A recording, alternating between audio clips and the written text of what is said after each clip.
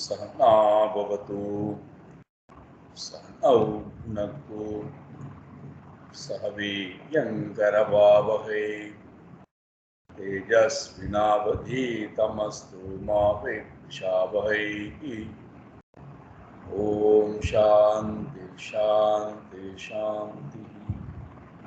हरिः ओम श्री गुरुभ्यो नमः।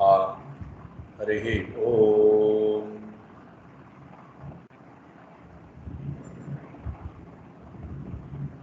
सच्चिदानंदरूपाय विश्वोत्पत्त्यादिहेतवे तापत्रय विनाशाय श्रीकृष्णाय वयं नमः। जन्माद्यस्य यतोऽन्वयात् तरतश्चार्तेष्वभिज्ञस्वराट् तेने ब्रह्महृदाय आदिकवये मुह्यन्ति यत्सूरये तेजो वारिमृदां यथा विनिमयो यत्र त्रिसर्गो मृषा धाम्ना स्वेन सदा निरस्तकुहकम् सत्यं परं धीमहि। धर्मप्रोञ्जितकैतवोऽत्र परमो निर्मत्सराणां सतां वेद्यं वास्तवमत्र वस्तु शिवदं तापत्रयोन्मूलनं श्रीमद्भागवते महामुनिकृते किं वा परैरीश्वरः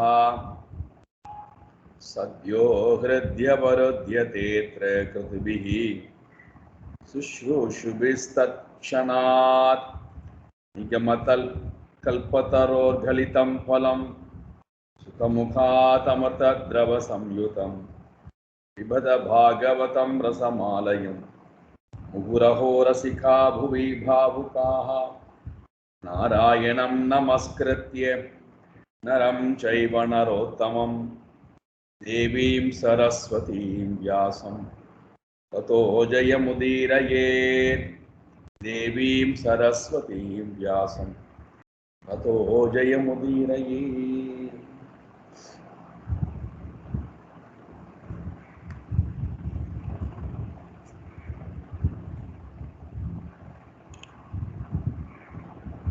ஒரு ஸ்திதப்பிரஜன் அல்லது ஒரு ஞானி அல்லது பரம பக்தன் இந்த உலகத்திலே வாழ்கிறான்.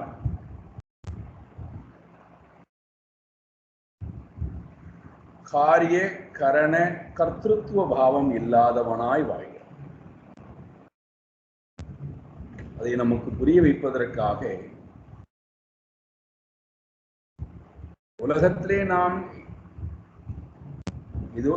எதுடன் எல்லாம் தொடர்பு கொண்டு பாதிப்பை அடைகின்றோமோ அது எல்லாம் அவனுக்கு எந்த விதமான பாதிப்பையும் ஏற்படுத்துவதில்லை.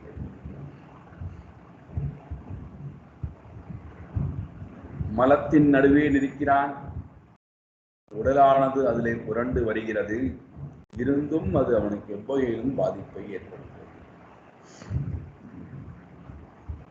இதைத்தான் ஆதிசங்கர் ரொம்ப சுருக்கமா சொல்லிட்டார். யோகரதோவா போகரதோவா சங்கரதோவா சங்கவிஹீனா எஸ்ய பிரம்மணி ரமதே சித்தம் நந்ததி நந்ததி.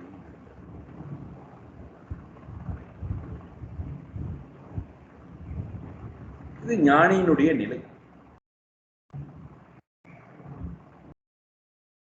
அவர் உடம்பிலிருந்து மலம் வெளியேறினாலும் இந்த மலம் எந்த விதமான துர்நாற்றத்தையும் கொடுக்காமல்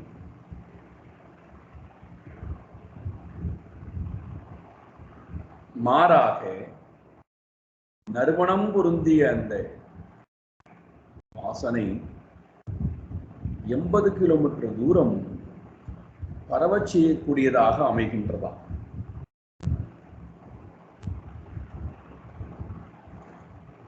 இவ்வாறு அவருடைய வாழ்க்கை முறையானது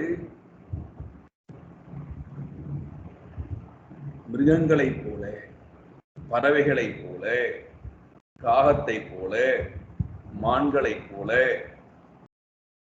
நின்று கொண்டு, உட்கார்ந்து கொண்டு, படுத்துக்கொண்டு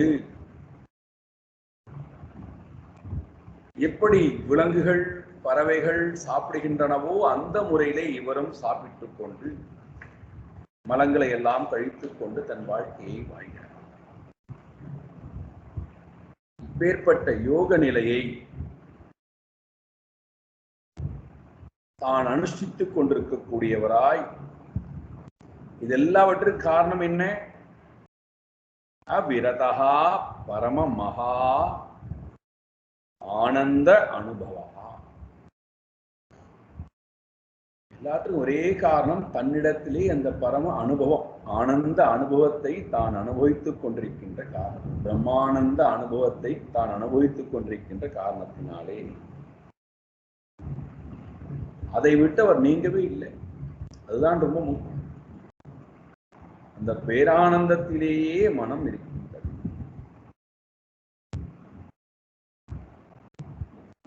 தான் அந்த அனுபவத்தை அனுபவித்துக் கொண்டு பரமாத்மாவுடன் அபேத பாவம் உடையவராய்,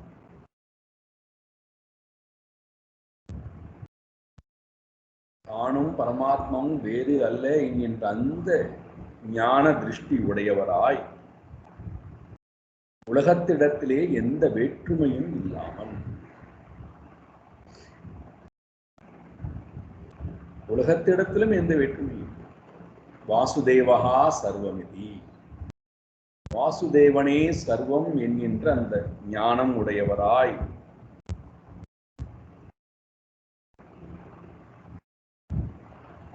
இனிமேல் உலகத்திடத்திலுமிருந்தும் தனக்கு எதுவும் தேவையில்லை,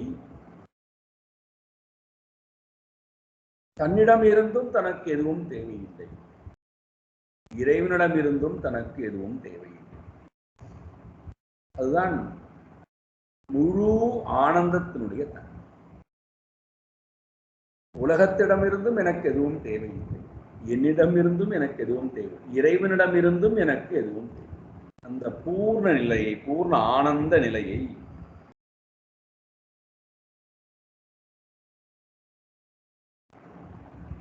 தான் எய்தி பரமாத்மாவுடன் ஒன்று கலந்து விடுகின்றார் ரிஷபதேவர்.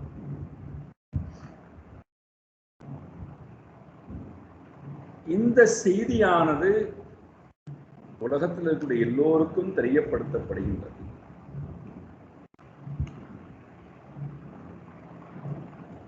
இந்த செய்தியை எல்லாம் வாங்கிக் கொண்ட உலகத்து ஜனங்கள்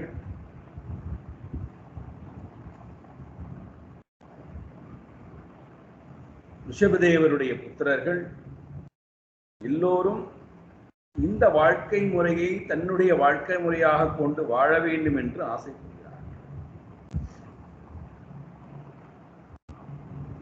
பரதனுடைய வசம் ராஜ்யமானது இப்பொழுது வருகிறது. அதனால்தான் இந்த நாட்டுக்கு பெயர் பாரத நாடு என்று சொல்லப்படுவதற்கு காரணமே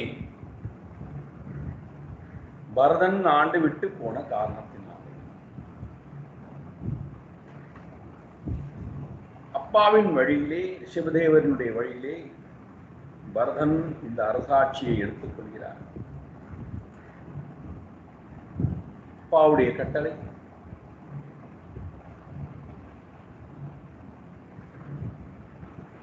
மனம் முடித்து கொடுக்கப்படுகின்றது அவருக்கு. பஞ்சஜனி என்று சொல்லக்கூடியவளை மனம் முடித்துக் கொள்கிறார். 5 குழந்தைகளை பெற்றெடுக்கிறார் பரதன்.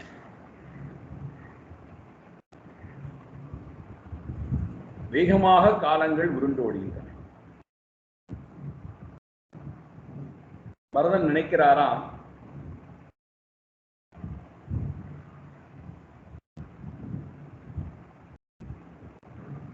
இனிமேல் இந்த செயல்பாடுகள் நமக்கு எவ்வகையிலும் தேவையில்லை, நாம் எதற்காக வரவில்லை,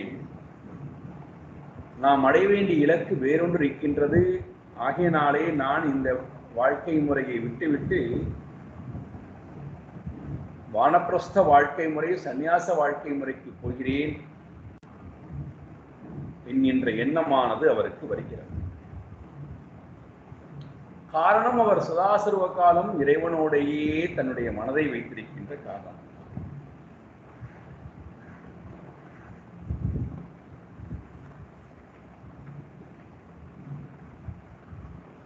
இதனால் வரை வாழ்ந்த வாழ்க்கை கூறும் இனிமேல் ஏகாந்தமான இடத்திலே இறைவனை நாம் சதா தொழுது கொண்டு நம்முடைய வாழ்க்கையை வாழலாம். இதுதான் நாம் வாழ்ந்ததனுடைய நிறைவான. ஒரு ஆசிரமத்தை எடுத்துக்கொண்டு அந்த ஆசிரமத்திலே நான் நிறைவாக வாழ்ந்திருக்கிறேன் என்பதனுடைய வெளிப்பாடு என்ன? மனம் நிறைவுற்று அடுத்த ஆசிரமத்திற்கு வருவது.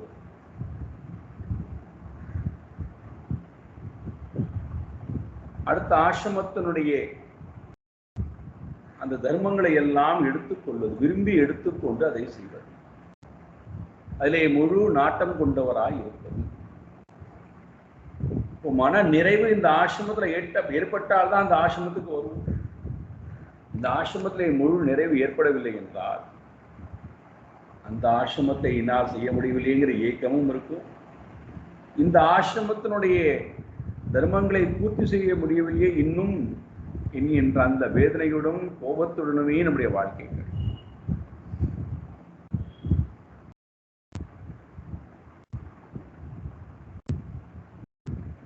அதனாலே தனிமையான இடத்தை, நதிகள் ஓடக்கூடிய பாதுகாப்பான புனிதமான அமைதியான இடத்தை நாடி வேகமாக போகிறார்.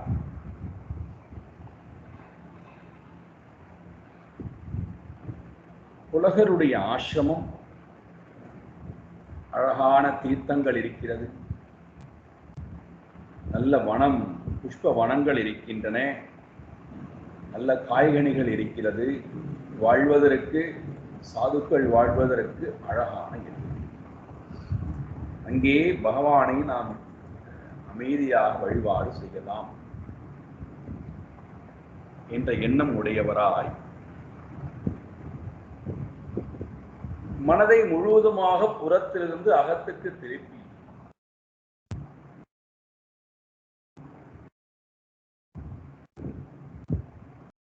இறைவனோடையே வாழ வேண்டும் என்கின்ற எண்ணம் உடையவராய் வாழ ஆரம்பித்தார்.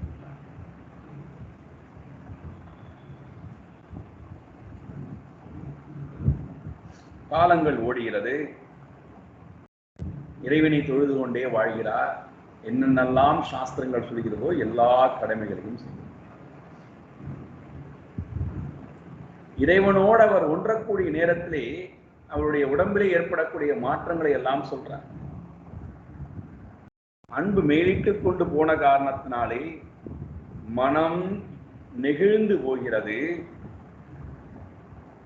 சந்தோஷத்தின் மிகுதியின் காரணத்தினாலே தன்னுடைய உடம்பிலே மயில் கூச்சல் எல்லாம் ஏற்படுகின்றது. கண்களில் இருந்து ஆனந்தத்தின் காரணத்தினாலே பாஷ்பமாக கண்ணீர் வானது வருகிறது. பகவானை தொழ வேண்டும் என்ற ஆசை, ஸ்துதிக்க வேண்டும் என்ற ஆசைப்பட்டவர் ஸ்தோத்திரம் எல்லாம் நின்று போய், சொற்கள் எல்லாம் அடங்கி போய் ஆனந்தத்திலே கூத்தாடுகிறார். அமைதியாக இறைவனை தியானம் செய்கிறார். இவ்வாறு தினந்தோறும் இறைவனை ஆராதித்தல் என்பது நடக்கின்றது நதி தீரத்தில். இவ்வாறு தினந்தோறும் இந்த செயல்பாடுகளை செய்து கொண்டிருக்கக்கூடிய வரதன் ஒரு நாள் நதி தீரத்திலே ஸ்நானம் செய்துவிட்டு நீராடி தன்னை புனிதப்படுத்திக் கொண்டு பாக்கிய புனிதம் முடிந்ததற்கு பிறகு ஆந்தர புனிதத்திற்காக சந்தியாவந்தனம் எல்லாம் மேற்கொள்கின்றார். நித்திய அனுஷ்டானங்களை எல்லாம் செய்கிறார்.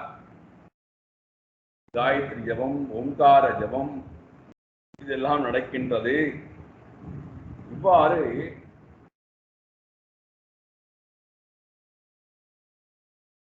கிட்டத்தட்ட 4.5 மணி நேரம் தொடர்ந்து இந்த காரியங்களை செய்து கொண்டிருக்கிறார்.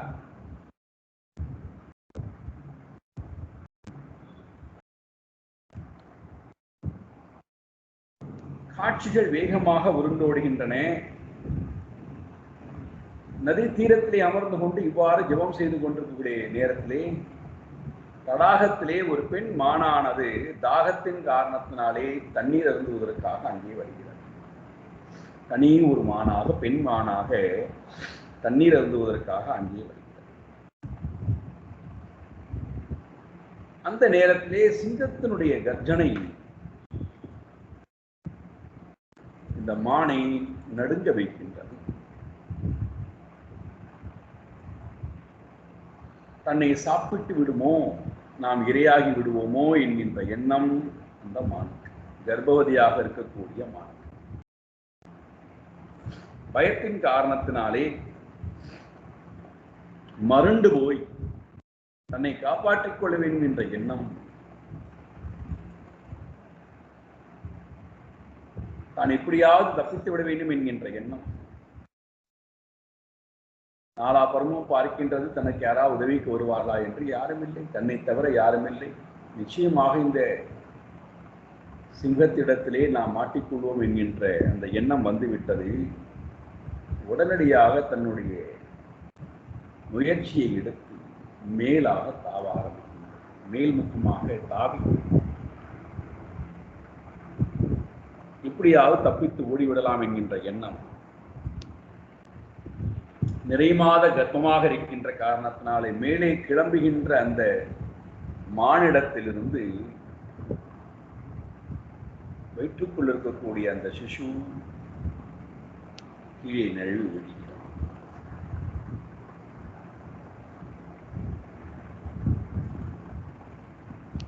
மான் தப்பித்து விடுகின்றது. இந்த மான் குட்டியானது ஜலத்திலே தத்தளித்துக் கொண்டிருக்கின்றது.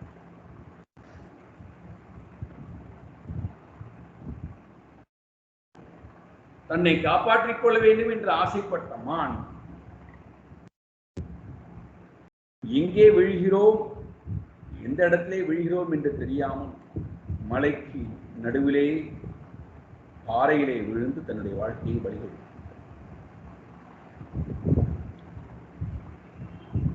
மான், தாய்மான் இறக்க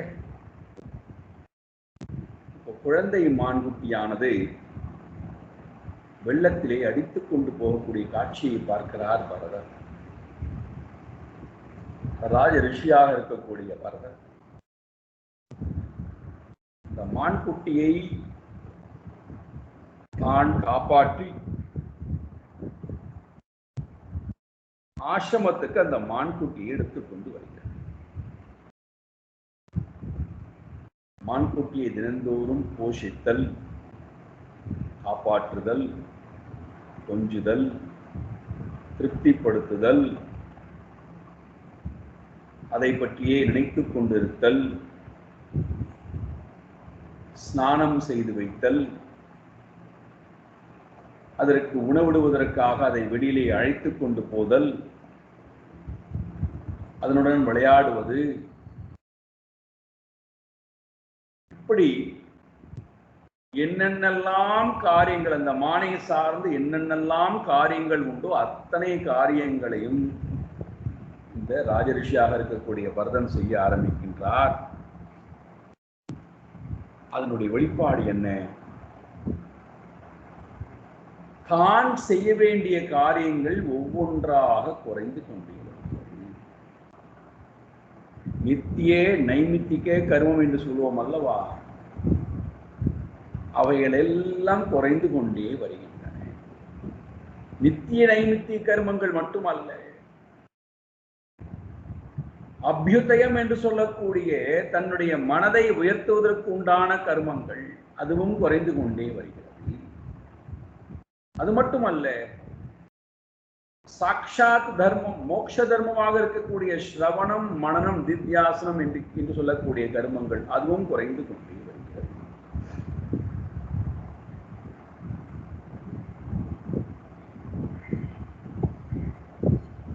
ஸ்நானம் செய்ய வேண்டும், மறந்துவிட்டது. நியமங்களை நித்திய நியமங்களை அனுஷ்டிக்க வேண்டும், மறந்துவிட்டது. இறைவனை ஆராதிக்க வேண்டும், மனதால் உபாசனை செய்ய வேண்டும், மறந்துவிட்டது.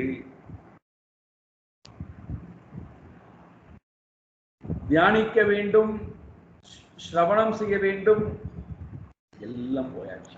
அத்தனையும் இவரை விட்டு நீங்கிவிட்டது.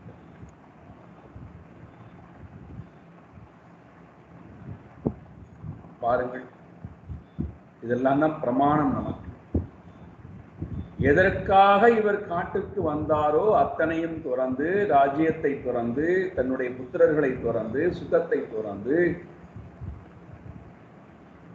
புகழை துறந்து, பதவியை துறந்து, அத்தனையும் துறந்து ஒருவன் காட்டிற்கு வந்தானோ, இப்ப காட்டுக்கு வந்து இறைவனை ஆராதித்துக் கொண்டு வாழ வேண்டிய வாழ்க்கை போய் மீண்டும் ஒரு மானுக்காக அத்தனை செயல்பாடுகள், தன்னுடைய ஆத்ம அபிவிருத்திக்கு உண்டான அத்தனை செயல்பாடுகளும் மறந்து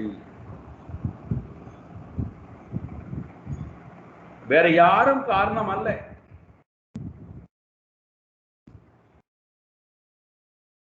இந்த மானா காரணம், மான்குட்டியா காரணம். நாம என்ன சொல்லுகின்றோம்? நான் என்ன பண்ணுவது? எனக்கு வாழ்க்கை அமைந்து விட்டது, மனைவி வந்து விட்டால், குழந்தைகள் வந்து விட்டது, வாழ்க்கை முறை இருக்கு, சம்பாதிக்க வேண்டும், குடும்பத்தை கவனிக்க வேண்டும், குடும்ப பாரம் இருக்கிறது, எல்லோரையும் நாங்கள் தானே பார்த்துக் கொள்ள வேண்டியிருக்கிறப்போ இங்க எப்படி நேரம் எங்களுக்கு என்று கேட்கிறோம்.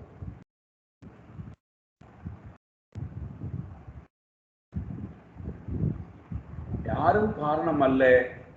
நம்முடைய தாழ்வுக்கு, நம்முடைய மறதிக்கு, நம்முடைய விருப்பம் இல்லா தன்மைக்கு, ஆர்வம் இல்லா தன்மைக்கு, இறைவனை தொழ வேண்டும் என்று சொல்லக்கூடிய அந்த பக்தி இல்லா தன்மைக்கு யாரும் காரணம் அல்ல, எதுவும் தடையல்ல.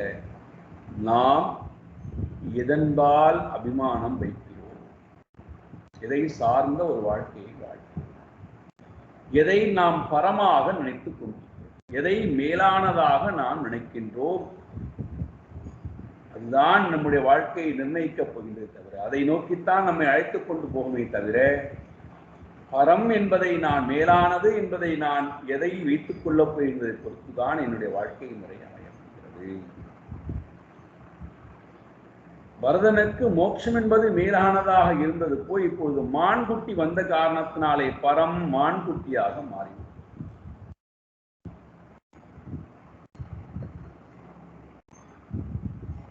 அப்ப நிச்சயமாக இவனுக்கு மோட்சத்தை பற்றின சிந்தனை வருவதற்கு வாய்ப்பே இல்லை. வேகமாக காலச்சக்கரம் சுழல்கிறது, காலங்கள் உருண்டோடி போகிறது. யாரை குறித்து நாம் கவலைப்பட்டுக் கொண்டு நேரத்தையும் பணத்தையும் அறிவையும் சக்தியையும் ஆயுளையும் நம்முடைய வாழ்க்கையையும் அத்தனையும் நாம் தியாகம் செய்தோமோ அவை அனைத்தும் நமக்கு திருப்பி கிடைக்கப் போவது இல்லை. நாம் யாருக்காக இதையெல்லாம் செய்தோமோ அவர்களும் நம்முடன் நிற்கப் போவது இல்லை, நாமும் அவர்கள் நிற்கப் போவது இல்லை. இருந்தும் இதெல்லாம் அறிந்தும் இந்த ஜீவன் மாயின் வசத்தின் காரணத்தினாலே எதை நாட வேண்டுமோ, எதை நாடினால் தனக்கு மோட்சம் கிடைக்குமோ, பந்தத்திலிருந்து விடுபடுவோமோ அதை இந்த மனம் நாடுவதற்கு தயாராக இல்லை.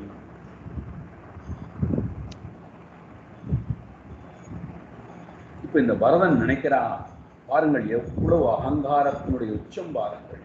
நாம் எப்படியெல்லாம் சிந்திப்போமோ அதே போல பரதன் சிந்திப்போம்.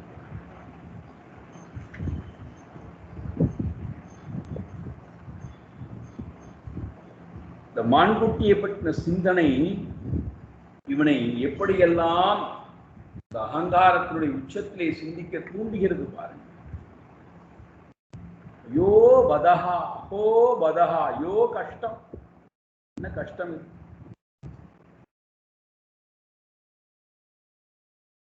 இந்த மான்குட்டியானது என்னை நம்பி அல்லவா வந்திருக்கின்றது. உற்றார் உறவினர்கள் இல்லாமல், அவர்களை பிரிந்து, தாய் இல்லாமல், தந்தை இல்லாமல், உறவினர்கள் இல்லாமல், தன் இனத்தவரோடு சேர முடியாமல் என்னையே சார்ந்தல்லவா வந்திருக்கின்றது. மாம் சரணம் உபாசிதாக, என்னையே அல்லவா சரணம் என்று வந்திருக்கின்றது. அப்ப நான் அல்லவா அதற்கு பொருளிடம் கொடுக்க வேண்டும்.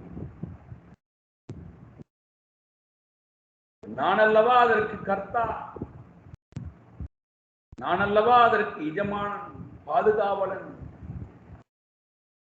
பெரிய அகங்காரம் பாருங்க. என்னை சார்ந்தல்லவா இந்த ஜீவன் இருக்கிறது, என்னை சார்ந்தல்லவா என் பையன் இருக்கிறான், என்னை சார்ந்தல்லவா என்னுடைய அம்மா அப்பா இருக்கிறார்கள்,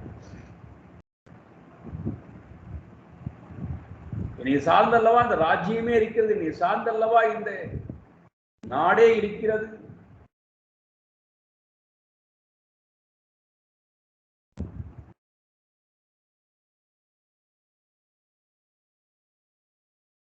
நாம் பிறப்பதற்கு முன்பும் இந்த ராஜ்யம் இருந்தது, இந்த மனிதர்கள் இருந்தார்கள், இந்த லோகம் இருந்தது, இந்த வாழ்க்கை முறை இருந்தது. நாம் சென்றதற்கு பிறகும் இந்த வாழ்க்கை முறை இருக்கப் போகிறது. யார் இதை பாதுகாத்துக் கொண்டிருக்கிறார்கள்? யார் இதை வழிநடத்திக் கொண்டிருக்கிறார்கள்? யாரால் இவையெல்லாம் நடந்து கொண்டிருக்கிறது? 2 மாதத்துக்கு ஒரு முறை ருதுக்கள் மாறிக்கொண்டே இருக்கிறது. யாரை கேட்டு மாறுகிறது? நம்ம யாராவது சுவிட்ச் வைத்துக் கொண்டிருக்கிறோம், கண்ட்ரோல் நம்ம வைத்துக் கொண்டு 2 மாதத்துக்கு ஒரு முறை வானிலையும் மாற வேண்டும். நம்ம யாராவது நம்முடைய கட்டுப்பாட்டில் வச்சிருக்கோமா? இயற்கையை, வானிலையை. காற்று இந்த திசையில் தான் அடிக்க வேண்டும், நம் கட்டுப்பாட்டில் இருக்கா?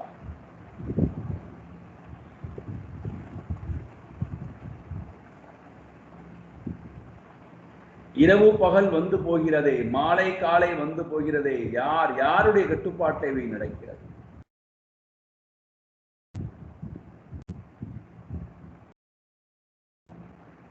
யாரால் இது நடக்கிறது? ஆனால் இந்த ஜீவன் அதை உணர்வதற்கு தயாராக இல்லை. மாறாக என்னை சரணம் அடைந்திருக்கின்றதை இந்த மான்குட்டி உறவை விட்டுவிட்டு, அம்மா அப்பாவை விட்டுவிட்டு, சகோதரர்களை விட்டுவிட்டு, உற்றார் உறவினர்களை விட்டுவிட்டு என்னையே அல்லவா சரணம் அடைந்திருக்கின்றது. நான் அல்லவா அதற்கு பாதுகாவலன், நான் அல்லவா அதற்கு ஆனந்தத்தை கொடுக்க வேண்டியவன். பாவம் அதற்கு வேறொன்றுமே தெரியாதே. அந்நியம் கஞ்சன நவேதே. அதற்கு என்ன தெரியும்? என்னை விட்டால் அதற்கு யார் இருக்கிறார்கள்? அதற்கு என்ன தெரியும்? என்னையே முழுமையாக அந்த ஜீவன் நம்புகின்ற காரணத்தினாலே நான் அல்லவா அதற்கு பாதுகாப்பு. அடைக்கலம் என்று வந்திருக்கக்கூடிய ஜீவனை புறக்கணித்து விடலாமா? ஒதுக்கி விடலாமா? எவ்வளவு பெரிய பாவம்! ஆயனாலே அந்த பாபத்தை அறிகின்ற நான் இந்த பாவகாரியத்தை செய்ய முடியுமா? செய்வேனா? ஆயனாலே அதனுடைய வாழ்க்கை முறை என் கையிலே கொடுக்கப்பட்டிருக்கின்ற காரணத்தினாலே மத் பராயணஸ்ய நாம் எப்படியெல்லாம் சிந்திப்போம், அப்படியெல்லாம் பரதனும் சிந்திக்கிறான். அது பரதன் எப்படி சிந்திக்கிறான், அதே போல் நாமும் சிந்திக்கிறோம். மத் பராயணஸ்ய என்னையே பரமாக கொண்டு, மேலானவனாக கொண்டு, என்னையே நம்பி வந்திருக்கக்கூடிய ஜீவனை போஷணஹா, பாலனஹா, லாலனஹா, பிரீரணஹா, அனுஷூயுனஹா, அனுஷ்டேயஹா. நான் அல்லவா அந்த ஜீவனை போஷணம் செய்ய வேண்டும், நானவா அந்த ஜீவனை பாலனம் காப்பாற்ற வேண்டும், நான் அல்லவா அந்த ஜீவனை திருப்திப்படுத்த வேண்டும். பிரணீதஹா, நான் அல்லவா ஜீவனை திருப்திப்படுத்த வேண்டும், நான் அல்லவா அந்த ஜீவனை லாலனம் கொஞ்ச வேண்டும். இவைகளெல்லாம் அனுசூய, பொறாமை இல்லாமல் என்னால் செய்ய தகுந்ததே, நான் தானே இதையெல்லாம் செய்ய வேண்டும். உடனே உதாரணம் கொடுக்கிறார் பரதன். அடியவர்கள், பெரியவர்கள், சான்றோர்கள் எப்படி தன்னை தஞ்சம் அடைந்து வந்தால் அவர்களை எப்படி அவர்கள் காப்பாற்றுகிறார்களோ, அன்பு காட்டுகிறார்களோ, எளியவரிடம் எப்படி அவர்கள் அன்பு காட்டுகிறார்களோ, அதே போல நானும் எல்லா பராக்கிரமும் பொருந்தியவன், என்னால் இந்த ஜீவனை காப்பாற்ற முடியுமே, ஏன் நான் காப்பாற்றக்கூடாது? கிஞ்சித்தளவு மேல எந்த வகையிலும் சுயநலம் இல்லாமல், சுயநலத்தை பொருட்படுத்தாமல் நான் காப்பாற்ற வேண்டிய இடத்திலே இருக்கிறேன். நான் தான் இந்த ஜீவனுக்கு இப்பொழுது நியந்தான் என்று இதி கிருதா அனுஷங்க ஆசன शयानाटन स्नान आशनादिषु सह मृग जगुणा स्नेहान अनुबद्ध हृदय आसी. இந்த முறையிலே கிருத அனுஷ்டிங்க இவ்வாறு ஆழ்ந்த பற்றுதலை கொண்டவராய், கிருத அனுசங்கா ஆழ்ந்த பற்றுதலை கொண்டவராய், பற்றுதனுடைய வெளிப்பாடு என்ன? எப்பொழுது ஆழ்ந்த பற்று நமக்கு மனதில் இருக்கு, எதை பற்றி வேணா இருக்கு, அது எப்படி தெரியும் இந்த பற்று இருக்குன்னு? ஆசன காலம் நேரத்திலும் அதை பற்றியே, சயன படுத்தும் போதும் அதை பற்றியே, பரியடன சுற்றும் தோறும் நடக்கும் தோறும் அதை பற்றியே சிந்தனை, ஸ்நான குளிக்கும் தோறும் அதை பற்றியே சிந்தனை, அசன உண்ணும் தோறும் அதை பற்றியே. இப்படி என்னென்னெல்லாம் நாம் செயல்கள் செய்கின்றோம், உண்ணும் தோறும், உறங்கும் தோறும், நடக்கும் தோறும், உட்காரும் தோறும், பேசும் தோறும், என்னென்னெல்லாம் காரியங்கள் நம் மூலமாக வெளிப்படுகிறதோ அப்பொழுதெல்லாம் அதை பற்றியே.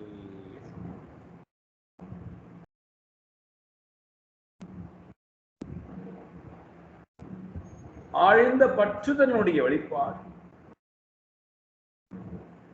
மான்குட்டியை பற்றியே சிந்தனை, அதை தவிர்த்து வேறொரு சிந்தனம் இல்லை.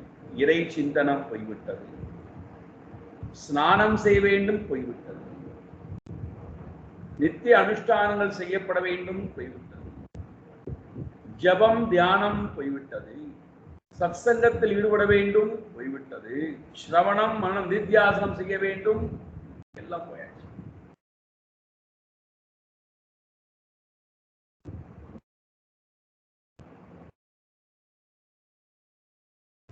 தன்னுடைய பூர்வ ஜென்ம சுகிருதத்தின் காரணத்தினாலும், இந்த பிறவிலே தன்னுடைய அப்பா தனக்கு ஞானத்தை கொடுத்து விட்டு போன காரணத்தினாலும், அதுவும் மனதிலே ஏதோ ஒரு இடத்துல ஓரமா ஒட்டி கொண்டு, அதை மனதிலே கொண்டு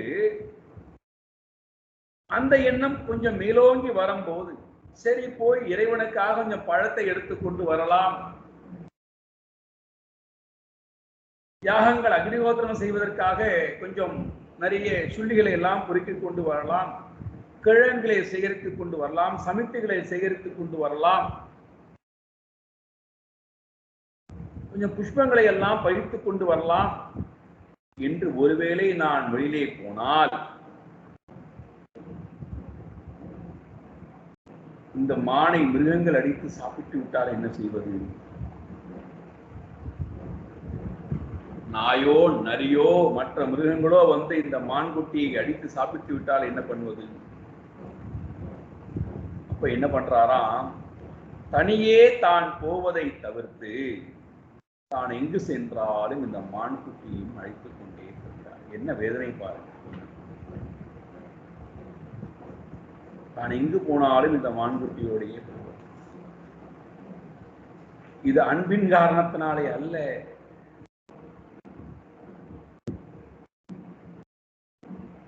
பற்றுதலின் காரணத்தினாலே, பயத்தின் காரணத்தினாலே, அபிமானத்தின் காரணத்தினாலே. இப்போ இந்த ஜீவன் இந்த ஜீவனை குறித்து வருத்தப்படுகிறதோ பயப்படுகின்றதோ அந்த ஜீவன் இந்த ஜீவன் இல்லாதும் வாழ யாரோ ஒருவனால் அந்த ஜீவன் வாழதான் சொல்கிறது. ஆனால் இந்த ஜீவனுக்கு அகங்காரம், இந்த ஜீவனுக்கு அபிமானம், ஆகினாலே ஜீவன் நான் தான் இந்த ஜீவனை பாதுகாத்தான், என்னால் தான் இந்த ஜீவன் பாதுகாக்கப்பட வேண்டும்.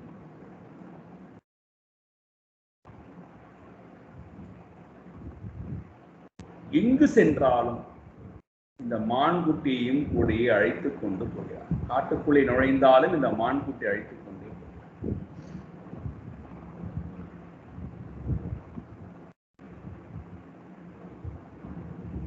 மனம் மான்குட்டியோடையே ஈடுபட்டிருக்கின்ற காரணத்தினாலே இந்த மான்குட்டியை நடக்க விடுவது கூட இல்லையா.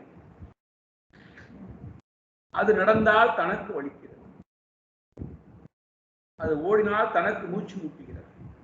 ஆகையினாலே அதை தன்னுடைய தோளின் மேல் சுமந்து கொண்டு போகிறார்.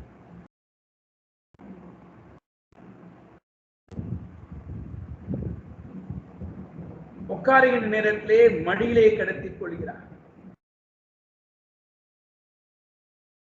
அதை கீழே விடுவதே இல்லை. மார்பிலே போட்டுக் கொள்கின்றால் படுத்துக் கொள்கின்ற நேரம் இந்த செயல்பாட்டின் மூலமாக தான் மான்குட்டிக்கு ஆனந்தத்தை கொடுக்கின்றோம். தன்னால் தான் இந்த மான்குட்டி சந்தோஷமாக இருக்கின்றது என்பதாக நினைத்துக் கொண்டு தான் இந்த செயல்பாட்டினாலே மகிழ்ச்சி உறக்கூடியவராய் இதுதான் தனக்கு மகிழ்ச்சி என்று நினைத்துக் கொண்டு நாம் செய்யக்கூடிய காரியங்களானது மற்றவர்களுக்கு மகிழ்ச்சியா இல்லையா என்று நாம் ஆராய்வதெல்லாம் இல்லை. நமக்கு அது மகிழ்ச்சியா இருக்கின்ற காரணத்தினால், நம்முடைய அகங்காரத்துக்கு அது மகிழ்ச்சியை கொடுக்கின்ற காரணத்தினாலே இந்த காரியத்தை பண்ணுகிறோம். இதுதான் உண்மை. நம்முடைய அகங்காரத்திற்கு மகிழ்ச்சியை கொடுக்காத எந்த ஒரு காரியத்தையும் நாம் செய்வது இல்லை. அது எது வேணா இருக்கலாம்.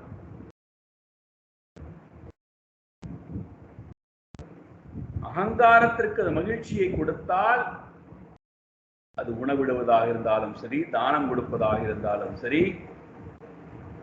எத்தவனா எடுத்துக்கொள்ளும், அத்தனை காரியங்களும் அகங்காரத்திலிருந்து தான் வருகிறது. அகங்காரமே இல்லை என்றால் அவன் எந்த ஒரு காரியத்தையும் இந்த உலகத்துல செய்ய வேண்டிய அவசியம் இல்லை. அப்படின்னா அவன் மூலமாக வரக்கூடிய காரியங்கள் அத்தனையும் நாராயணனுடைய காரியம். அதனால்தான் அவன் நான் செய்கிறேன்னு சொல்றதே இல்லை. அந்த நம் மூலமாக ஒரு காரியம் வருகின்றது என்றால் நான் செய்கிறேன் என்று சொன்னால் அது நம்முடைய அகங்காரத்தினுடைய வெளிப்பாடு. அதனால்தான் நாம் செய்யக்கூடிய காரியங்கள் உயர்வானதாக இருந்தாலும், மற்றவர்களால் போற்றக்கூடியதாக இருந்தாலும், நமக்கு ஏன சந்தோஷத்தை கொடுக்கலாம், அது அகங்காரத்துடன் சேர்ந்தவை, அபிமானத்துடன் சேர்ந்தவை.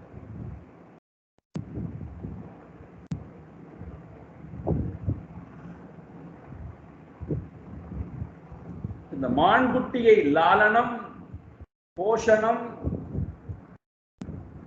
பரியட்டனம், பாலனம் இதெல்லாம் நடக்கிறது. கொஞ்சுவது, விளையாடுவது, சுமந்து செல்லுவது,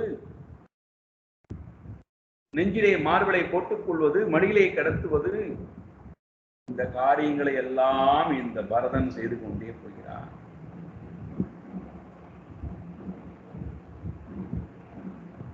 சரி, சிறிது நேரம் மனமானது இறைவனை நோக்கி போனால் இறைவனை முழுமையா தொழுகின்றதா என்றால், இறைவனை நினைத்துக் கொண்டிருக்கக்கூடிய காலத்திலேயே மனம் ஓடோடி வந்து மானை பார்க்க ஆரம்பிக்கிறது. முழுவதுமாக ஈடுபாடு போய்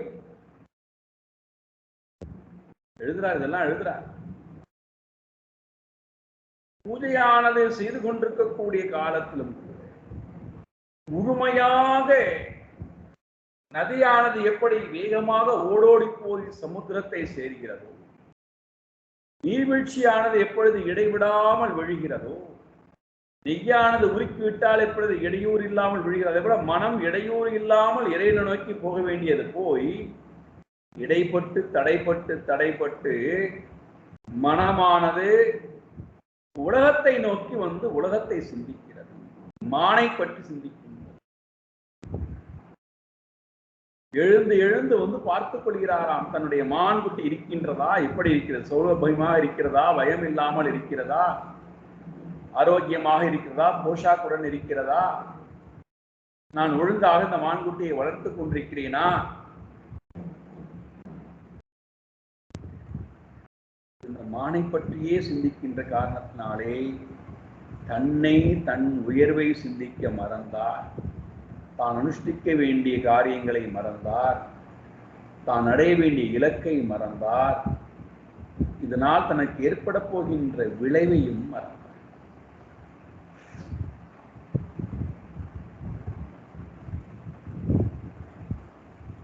அதனுடைய வெளிப்பாடு என்ன? இந்த மான்குட்டியவே கொஞ்சிக் கொண்டு மான்குட்டியினுடைய உயர்வுக்காக தன் வாழ்க்கையை இழக்கும்.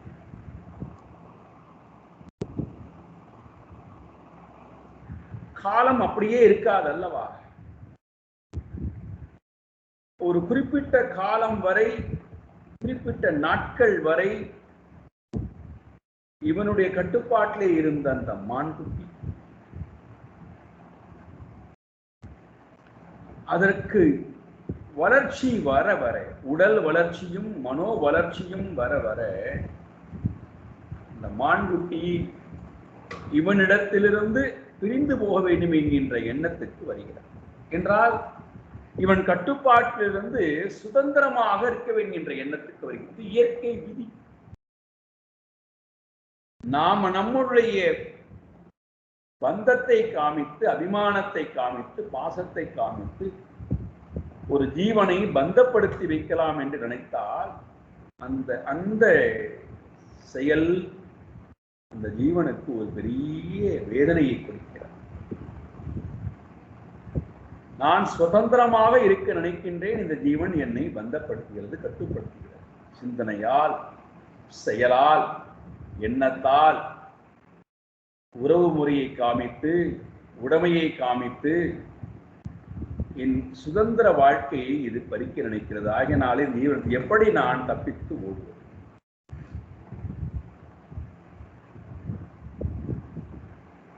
இயற்கை விதி அல்லவா? இந்த ஜீவன் மான்குட்டியானது இந்த பரதனிடத்திலிருந்து, ஆசிரம சூழ்நிலையிலிருந்து விடுபட்டு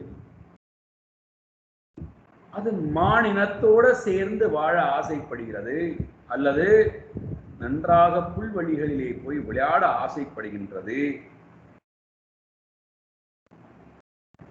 ஓடியாடி விளையாட வேண்டும், மற்ற ஜீவராசிகளை பார்க்க வேண்டும், தான் சுயமாக இறை தேடி அனுபவிக்க வேண்டும் என்ற எண்ணம் வருகின்றது. ஆகினாலே பல நேரங்களிலே இந்த மான்குட்டியானது இவனை விட்டும் ஆசிரமத்தை விட்டும் பிரிந்து போகும் நேரத்திலே அந்த பிரிவு ஆற்றாமை பரதனை ரொம்ப வாட்டுகின்றது. மனம் கலங்கியவனாய் ஆகின்றான், மானை காணாதவனாய் மனம் கலங்கியவனாய் ஆகின்றான்.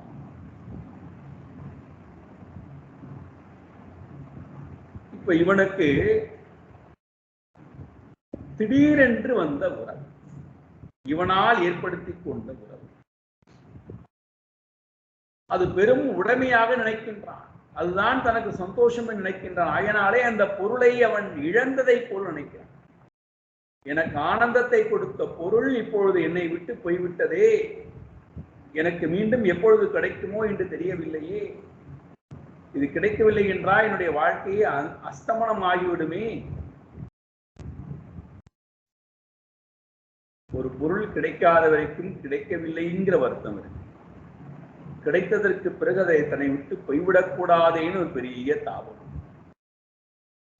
கிடைத்த பொருள் தனக்கு மட்டுமே இன்பத்தை கொடுக்க வேண்டுமே, அதுவும் இன்னும் பெரிய தாபம். ஆக எல்லா வகையிலும் பார்த்தோமே ஆனால் நாம் எதெல்லாம் நமக்கு இன்பம் என்று நினைக்கிறோமோ அவை எல்லாம் நமக்கு கடைசி துன்பத்தை தான். இந்த மான்குட்டியானது காணாமல் போய் சிறிது நேரம் காணாது போனாலும் கூட மனம் கலங்கி தான் பெரிய செல்வத்தையே இழந்து விட்டதாக நினைக்கின்றான். மனம் கலங்குதல் மனம் ஆழ்ந்த தாபத்துக்கு உட்படுகின்றது. அந்த மான்குட்டியவே நினைத்து புலம்ப ஆரம்பிக்கின்றானாம் பாரதன். அதனுடைய வெளிப்பாடு என்ன? மகத் கஷ்மலம் அபிரம்பிதா. மனமானது பெரும் துயரை அடைகின்றது. கோழையாக மாறி போய் புலம்ப ஆரம்பிக்கின்றான் பரதன். இந்த மான்குட்டி தன்னுடைய தாயை இழந்து விட்டது. இறந்து போன இந்த மான் தாய் மான்குட்டியை விட்டு விட்டு போய்விட்டது. இப்ப இந்த மான்குட்டியானது என்னுடன் வளர்கிறது. ஆனால் நானோ இந்த மான்குட்டியை பத்திரமாக பாதுகாக்க வேண்டியது போய் நான் இப்பொழுது என்ன பாவம் செய்தேனோ தெரியவில்லை. ஆகினால்தான் இந்த மான்குட்டி என்னோட வளராமல் என்னிடத்திலிருந்து போய்விட்டது. எப்படிதான் நினைக்க தோன்றுகிறது பாருங்க. ஒரு பொருள் நம்மை விட்டு போகிறது, ஒரு பொருள் நம்முடன் இருக்கின்றது என்றால் நாம் உடனே முடிவு பண்ணிடுறோம், இந்த பாவத்தினாலதான் இது எனக்கு இருந்து கொண்டு கஷ்டத்தை கொடுக்கிறது. நான் என்ன பாவம் செய்தேனோ அதனால தான் என்னை விட்டு போய்விட்டது. அகங்காரத்தினுடைய உச்சம் இதெல்லாம்.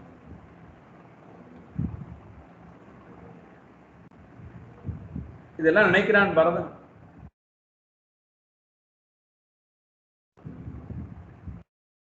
நான் இந்த மானை பாதுகாக்கக்கூடிய அருகதை இல்லாதவன் போல். துஷ்ட வேடர்கள் எப்படி மானை வேட்டையாடுவார்களோ ஏமாற்ற, அதே போல நானும் இந்த மானை ஏமாற்றி விட்டேனோ. என்னை நம்பி வந்த இந்த மான்குட்டியானது இப்பொழுது என்னால் பாதுகாக்கப்படாமல் போய்விட்டதே.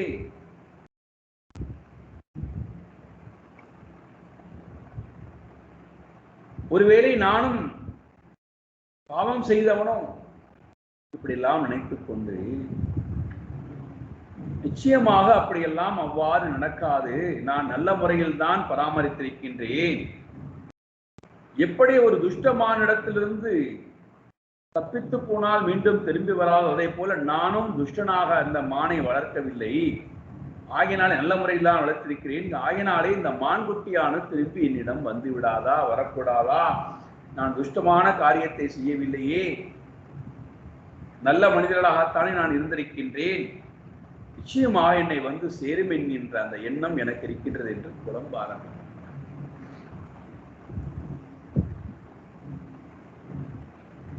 எப்படியெல்லாம் ஒரு ஜீவன் தன்னைத்தானே கொண்டு போய் பந்தப்படுத்திக் கொள்ளும். அதிலிருந்து விடுபடுவதற்கு எந்த முயற்சியும் எடுக்காதோ, தான் அடைய வேண்டிய இலக்கு என்ன என்பதை அறியாமல் வாழ்கிறதோ, அதே போல நாமும் பரதனை போல ஒரு வாழ்க்கையை வாழ்ந்து கொண்டிருக்கின்றோம். இந்த ஸ்தானம்தான் உயர்ந்தது, நிலையானது என்று நினைக்கிறேன்.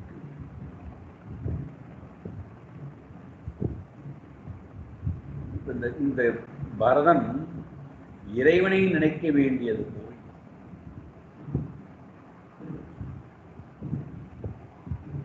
இறைவனோடையே வாழ வேண்டியது போய், நீங்கள் கேட்கலாம், உங்களுடைய மனசுல எண்ணங்கள் வரலாம், அது சுயநலம் அல்லவா? அது ஒரு ஜீவனுக்காக சிந்திப்பது என்று தவறா? ஒரு ஜீவன் நன்றாக இருக்க வேண்டும் என்று ஆசைப்படுவது தவறா? சுயநலமா? அது அகங்காரமா? அது எப்படி அகங்காரமாக ஆகும்? நாங்கள் தானே இந்த ஜீவனை பாதுகாக்க வேண்டும்.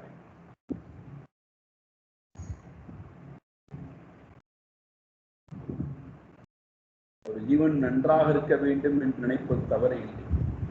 ஆனால் நான் தான் அதற்கு காரணம். என்னால் தான் இந்த ஜீவன் நன்றாக இருக்கும் என்று நினைக்கிறோம் அல்லவா? நான் மட்டுமே தான் காரணம். நான் இல்லை என்றால் அந்த ஜீவனே இல்லை.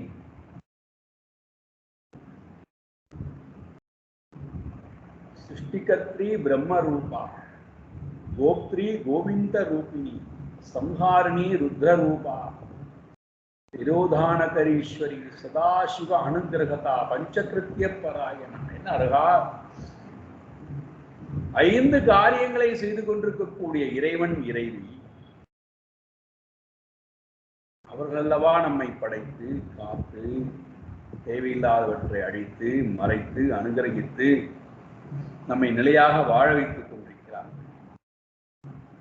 ஆனால் இந்த ஜீவன் நினைக்கின்றது, இந்த ஜீவன் எந்த ஒரு மிருகத்தினுடைய வாயிலும் போய் விழுந்து விடாமல் நாயிடத்திலோ நரிகளிடத்திலோ புலியிடத்திலோ சிங்கத்திடத்திலோ எந்த ஒரு ஜீவனிடத்திலும் போய் விழுந்து விடாமல் சாப்பாட்டாக இரையாகி விடாமல் இறைவனுடைய அருளாலே மீண்டும் திரும்பி வந்து விடும் என்ற நம்பிக்கை எனக்கு இருக்கின்றது. இந்த எண்ணம் மனதிலே வர மீண்டும் மீண்டும் 2 விதமான எண்ணங்கள் அது திரும்பி வந்துவிடும் என்ற எண்ணம். மிருகங்கள் ஒருவேளை சாப்பிட்டு விட்டதோ அந்த எண்ணம் வேறு மனதை ஓடுகின்றது.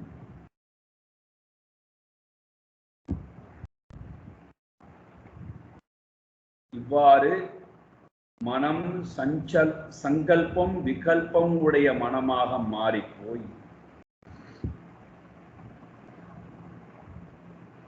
பரிதாபம் கொண்ட பரதன் ஒரு நாள் முழுக்க மான்குட்டியை பார்க்காதவராய் சூரியன் அஸ்தமித்து போன நிலையிலும் மான்குட்டியானது திரும்பி வரவில்லை.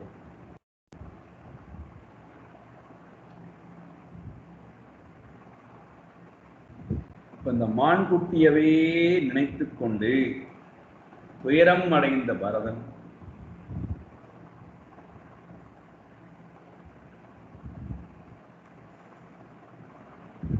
ஆழ்ந்த துக்கம் உடையவராய்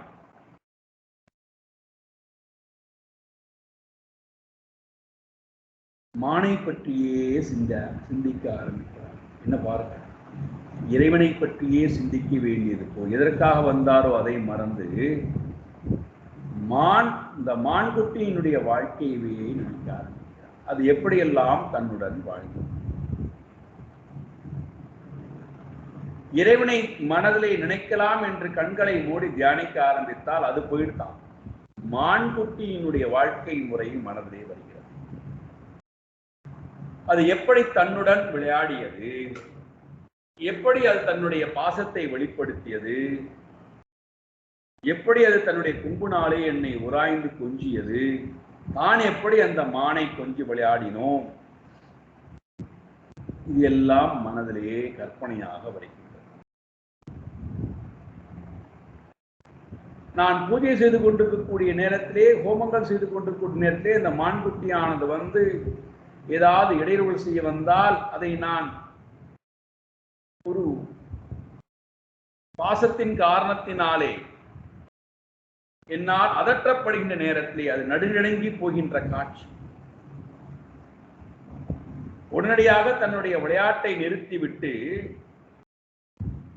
அமைதியாக என் பக்கத்தில் உட்கார்ந்து கொண்டு நிறுத்துமே,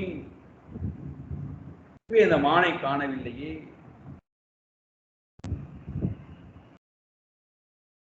இப்படி ஒவ்வொரு செயல்பாடாக அந்த மானை பற்றியே சிந்தனை. நாம் எப்படியெல்லாம் சிந்திப்போமோ அதெல்லாம் இங்கே மனதிலே வந்து கொண்டே இருக்கின்றன.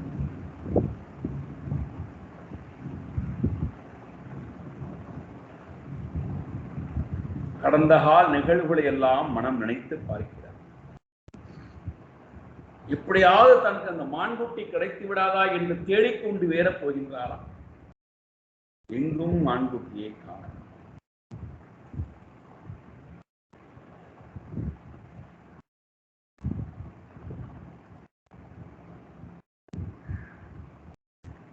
உடனடியா இறைவன்ட்ட வேண்டுகிறார். இறைவா, இந்த மான்குட்டியை என்னுடன் சேர்த்து சிங்கத்தின் வாயிலே போய்விடாமல் இந்த மான்குட்டியை என்னிடத்திலே சேர்த்து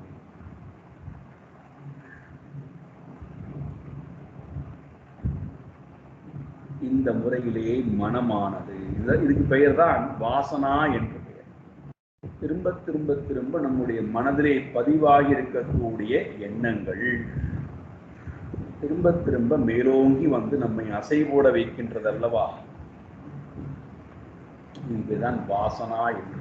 இது பூர்வ ஜென்மத்தினுடைய வாசனைகளும் வெளிப்படலாம், இந்த பிறவிலே இருக்கக்கூடிய வாசனைகளும் வெளிப்படலாம்.